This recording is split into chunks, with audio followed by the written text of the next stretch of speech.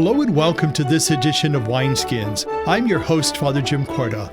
Wineskins features reflections on the lives of the saints and the sacred scriptures, along with thoughts on a variety of topics and issues from a Catholic perspective. It is brought to you by the annual Bishop's Appeal, the Catholic Communication Campaign, and St. Paul's Catholic Books and Gifts, a division of the Society of St. Paul. On our show today, we will enjoy an interview that I have with Msgr. Jim Kolp. We will also look at the life and times of St. Jeanne Jugan, and we will hear a reflection on the readings for this 22nd Sunday in Ordinary Time. That and more coming up on Wineskins. In our current issue today, we will hear from Sister Barbara O'Donnell on the environment. With me again is Humility of Mary, Sister Barbara O'Donnell. Welcome back to Wineskins. Thank you, Father Jim. You know, the last time you were here, we had a wonderful conversation on the environment. And now we really want to talk about the villa in Villa Maria, Pennsylvania, whose whole surroundings is really tuned into the environment. Why has it been always an important facet and asset for the villa to be mindful of our environment and our surroundings? Yes, our history is filled with learning from Earth, because when our women came in 1864, none of them knew how to garden or plant seeds or anything, and yet our superior at the time realized that we needed to farm and garden in order to survive. So that was our beginning. It was really William Murren's family who donated the land to the Pittsburgh diocese, and then other communities were there. And then when we came, it was an oh wow, because we had so little. So again, the providence of God has been there, and right now we are responsible, a big responsibility, for over 700 acres, and over 400 of that is in woodlands, and we do selective harvesting. And in the past, we always also had a tradition of sharing part of our yield. The Ursuline Sisters in Youngstown can tell you that. And now it's quite a true mission of sharing our food and our flowers now, too. So there's been this sense of celebrating our place in the cosmos, you might say, and sharing what we have learned with others. So we have, farm-based environmental education, and then through Evergreen, we had done a lot. Now we're merged. There was the Retreat Center, the Education Center, farm-based environmental ed, and Evergreen.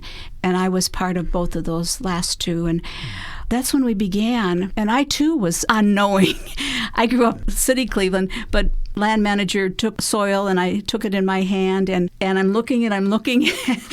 And when he's talking about billions of little rhizomes in there, I thought, okay. So when I discovered, and that was the awesomeness of knowing, I need this. It needs to be healthy. And so we started doing some other things locally in our little garden, because we had the farm going for many years. That was the largest diversified farm in the Tri-County area. So over the years, yes, we've been very attentive. And then we have had committees since 1989. One of our direction statements was care for and protection of planet Earth. Now, that being so long, when I was on this committee, we kept narrowing it down, and it wound up as Earth concerns, and then became Evergreen. So now we regenerated some committees, and one was to write a land ethic with principles of sustainability. So we looked to our history, and our founder, Father John Bejel, he had a plan that he wrote down about planting nut trees and composting leaves. And so we have that document as a valuable piece of information. In that tradition, we've educated people through opportunities, not that we demanded it, but through the community. I must say that 2000 is when our little group presented a statement to leadership. And then in 2005, we had a unanimous affirmation that we have this land ethic as holy. And basically, if I look for the essence of it, there are 4 points to the principles. One is, the tagline is, be conscious of connections, be serious about simplicity and sustainability, follow Earth's wasteless ways, and live in right relationship. And so our animals, our wildlife population is expansive. Matter of fact, the deer get more than their share of the gardens. But sharing and inviting people, that's what we're doing. We're welcoming people to come and find peace and find healing because God is present. Well, we know, Sister, that many people over these many years have benefited from the presence of the Humility of Mary Sisters at the villa, and anyone who has never been there should make an opportunity to go to enjoy God's good earth there, but also those who have had the blessing of enjoying the many facets of life, education, spirituality, retreat, the earth, art, to be thankful for the presence of the Humility of Mary Sisters. Yes. And we thank you for being on our show today. We look forward to your presence again, perhaps in the future. But thank you for what you're doing for Mother Earth. Thank you also. For Wineskins, I'm Father Jim Corda. To tell us more about the life and times of St. Jeanne Jugan is Tom McCarthy. He is from St. Charles Church in Boardman. Jeanne Jugan, the sixth of the 8 children of Joseph and Marie Jugan, was born October 25, 1792, in a small fishing village of Brittany, France, during the French Revolution, a time when congregations of men and women religious were being suppressed by the national government. When she was 3.5, her father was lost at sea, and her mother struggled for years to keep the family together in their one-room, earthen-floored cottage. At the age of 15, Jeanne became a kitchen maid for a family that not only cared for its own members, but also served the poor and elderly people nearby. 10 years later, Jeanne became a nurse at a nearby hospital. After 6 years of devoted toil at the hospital, she was so worn out that she had to leave this work. Soon thereafter, she joined a Third Order group founded by St. John Eudes and became a servant and friend of a woman that she met through the Third Order, a good Christian woman named Mademoiselle Lecoq. Daily, these two women spent hours in prayer, and together they assisted at Mass, taught catechism to the town's children, and cared for the poor and other unfortunates until the elderly woman died. After her friend's death in 1837, 45-year-old Jeanne and a 72-year-old woman named Francois Aubert rented part of a humble cottage and continued a similar life in the city. They were joined by a 17-year-old orphan, and the 3 women formed a community of prayer. At age 47, with the approval of the 2 ladies, Jeanne turned her attention to the most pitiful of the poor, namely, abandoned old ladies. In 1839, she brought home a blind woman and gave up her own bed to provide sleeping quarters for their guest. Henceforth, she was to share intimately in the sufferings of the poor, even physically considering herself one of them. This characteristic is expressed in the name that eventually developed for Jeanne's charitable work, the Little Sisters of the Poor. By 1853, the association numbered 500 and had houses as far away as England. Jeanne wrote a simple rule for them and for herself. Putting aside personal pride, the Little Sisters daily went out door to door asking for food, clothing, and money. Whatever they had left over from their earnings, they gave to the poor. As the number of guests grew, so did their little community. Mother Marie of the Cross, as Jeanne is now known, founded 6 more houses for the elderly, all staffed by the Little Sisters of the Poor. By the time that Pope Leo XIII gave his final approval to the community's constitutions in 1879, there were 2,400 Little Sisters of the Poor. After her peaceful death, Jeanne was buried in the graveyard at the Mother House. She would eventually be highly praised in the French Academy for her community's compassionate care of elderly poor people. Her cause was introduced in 1970. She was beatified in Rome by St. Pope John Paul II on October 3, 1982, and canonized by Pope Emeritus Benedict XVI on October 11, 2009. Jeanne Jugan saw Christ in what Blessed Mother Teresa of Calcutta would describe as his distressing disguises. In his homily at the Beatification Mass, the Pope said, "This is why the spirituality of Jeanne Jugan attracts followers of Christ. and fills their hearts with simplicity and humility, with hope and evangelical joy, having their source in God and in self-forgetfulness. For Wineskins, I'm Tom McCarthy. Hello and welcome to Spotlight. I'm Father Jim Corda. Today I'm going to talk to Msgr. Jim Kolp, who is author of several books that we're going to discuss. Welcome to Spotlight. Thank you. Nice to be here. You know, the last time you were with us, we celebrated as a diocese our 75th anniversary, and you were on one of our shows and gave some wonderful insights, especially with our cathedral. You were stationed at the cathedral at the time. That's right. And so we heard some wonderful stories and a little history about who we are as Catholics here in the Diocese of Youngstown. But we're here primarily today because you are author of two books.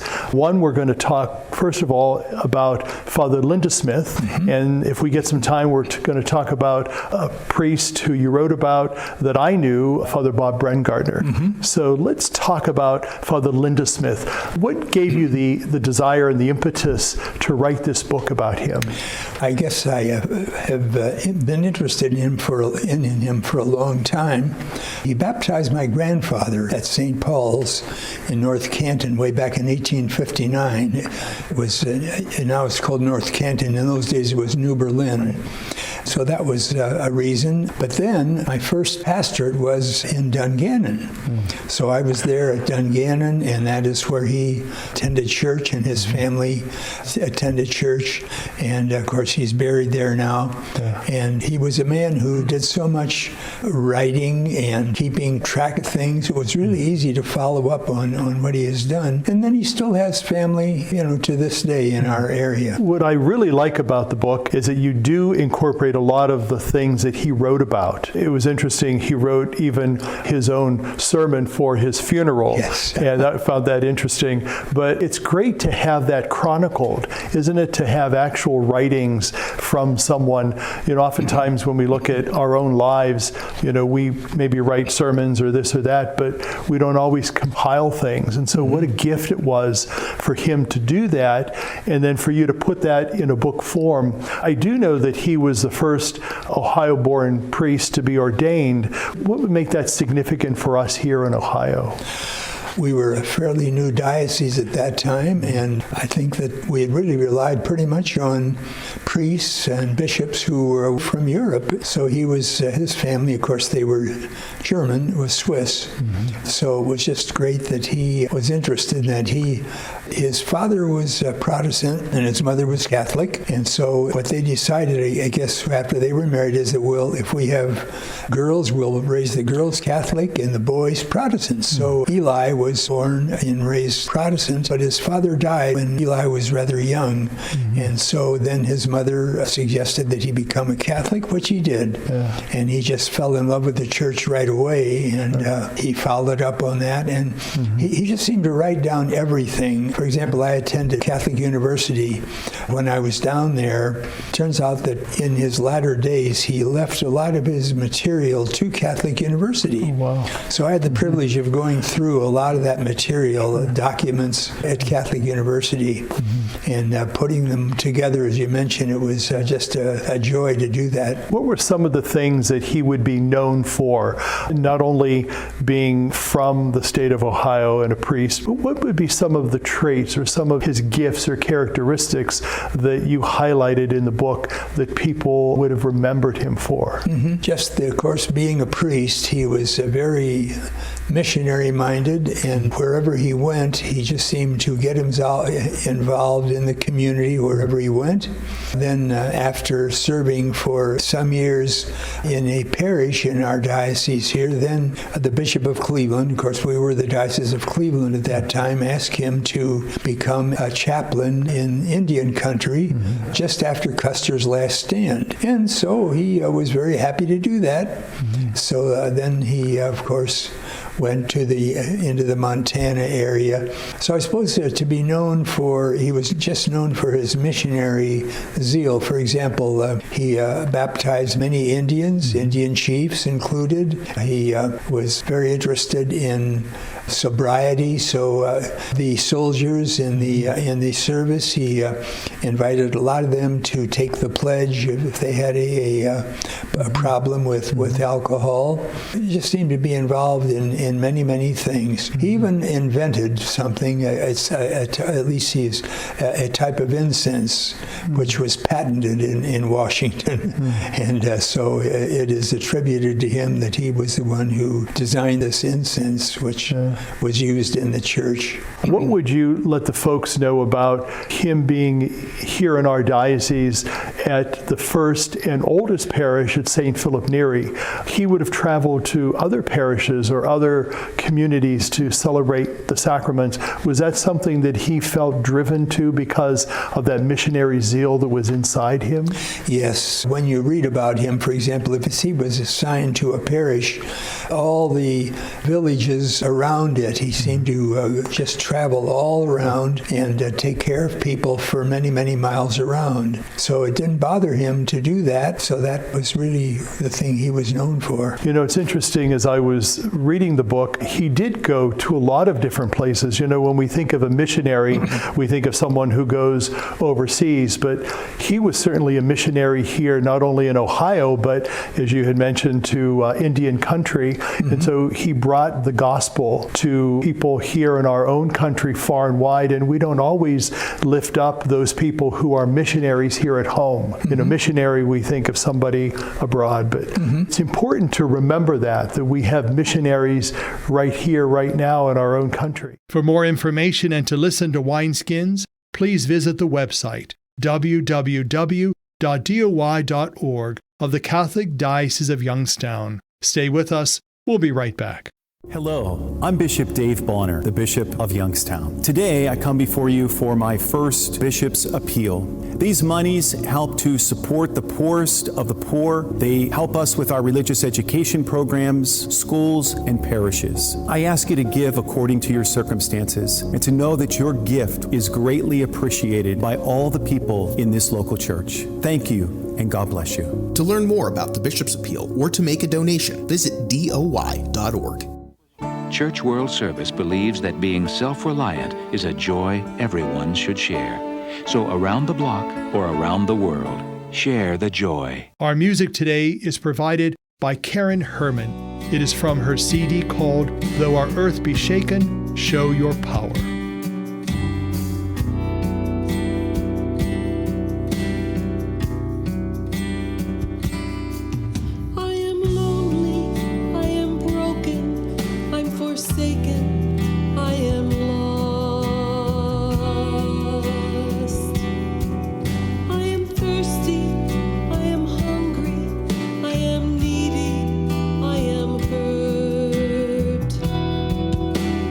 Rescue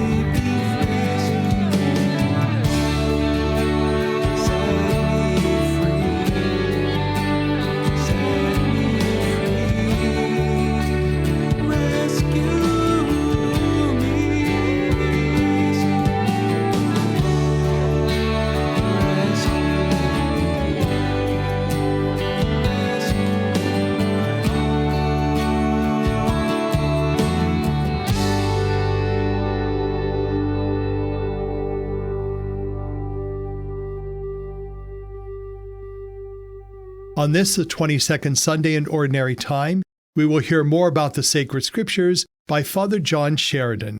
He is rector of the Basilica of St. John the Baptist and the pastor of St. Peter Church, both in Canton. For the past several Sundays, we have listened to St. John's teachings about the Eucharist in the Bread of Life discourse. Today, we return to the Gospel of Mark, where we encounter Jesus in a debate with the Pharisees and some of the scribes. These religious leaders confronted Jesus about his disciples, who were not following the laws regarding the ritual purifications. The scribes and Pharisees interpreted the law very strictly, without any concern for what people were actually going through. For the scribes and Pharisees, the law was more important than the people. Jesus, who often clashed with these groups, scolded them, saying, "Well did Isaiah the prophet prophesy about you hypocrites. As it is written, 'This people honors me with their lips, but their hearts are far from me. In vain do they worship me, teaching as doctrines human precepts. You disregard God's commandment, but cling to human tradition.'" Ritual purification before worshiping in the temple was very important for the Jewish people. Even in our own liturgy, which developed out of a Jewish culture, you will notice that the priest washes his hands during the preparation of the gifts before he offers the sacrifice. These purifications symbolize not a mere washing of hands, but also a cleansing of the heart. This was made evident in the prayer that the priest prays as he washes his hands. "Lord, wash away my iniquities. Cleanse me from my sins." The Pharisees thought the problem was that Jesus' disciples did not wash their hands. But the real problem was that the Pharisees never allowed the washing of their hands to penetrate into the depths of their hearts. The washing of hands is not enough. The cleansing of heart is what is required. Jesus tells us that it is not what comes into the body from the outside that makes a person unclean. On the contrary, it is what is in the heart that matters. From within people, from their hearts, come evil thoughts, unchastity, theft, murder, adultery, greed, malice, deceit, licentiousness, envy, blasphemy, arrogance, folly. All these evils come from within, and they defile. If we let these things enter into our hearts, surely they will change us into evil-thinking people. But if instead we allow kind thoughts, chastity, generosity, patience, joy, and love to enter into our hearts, we will be transformed into the daughters and sons of God, and we will work wonders in His name. The teachings of the Church are given to us so that we might allow this to happen, so that we might become the children of God. The teachings of the Church are unfortunately sometimes viewed as a list of no's. Don't do this. You can't do that. That's forbidden. The teachings of the Church are not meant to enslave us, but rather are meant to draw us in closer to God, who gives us the graces we need to do His will. We should begin to see the teachings of the Church as a list of yeses. Yes to God. It is not enough to believe in God.